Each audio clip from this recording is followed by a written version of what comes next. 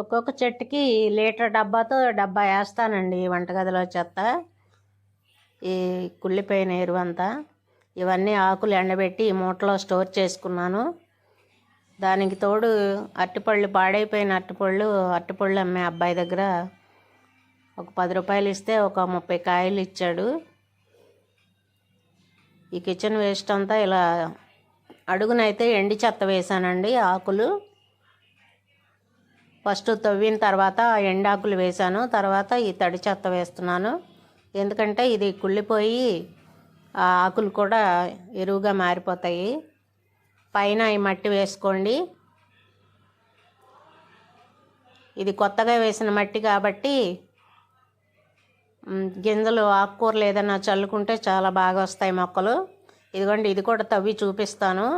ఈ నిమ్మ చెట్లు చాలా బాగా స్ట్రాంగ్గా ఉన్నాయి. ఎండు చెత్త అంతా తగలబెట్టేయాలండి. ఇవన్నీ నిమ్మ చెట్టు, దానిమ్మ చెట్లు కట్ చేశాను.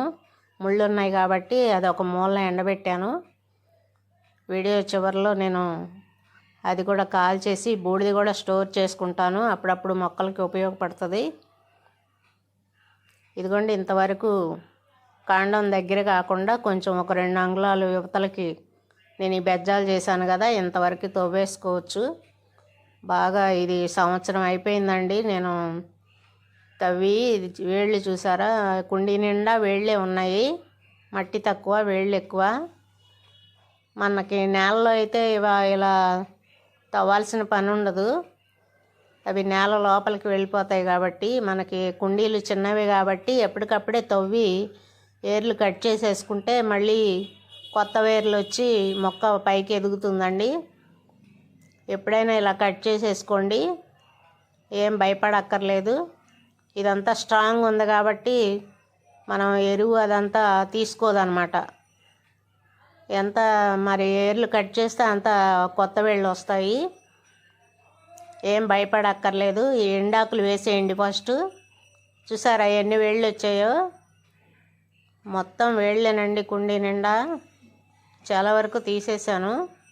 ఛానల్ చూస్తున్న వారు లైక్ చేయండి, షేర్ చేయండి. కొత్త వాళ్ళైతే ప్లీజ్ సబ్స్క్రైబ్. ఇప్పుడు రెండో నిమ్మ చెట్టు చూసారు కదా, ఒక 15 కుండీలు అయితే నేను ఎరువు వేసానండి.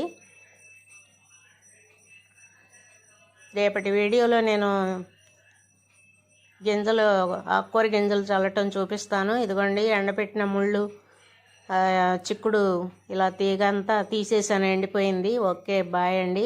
ఇవన్నీ తగలబెట్టాలి.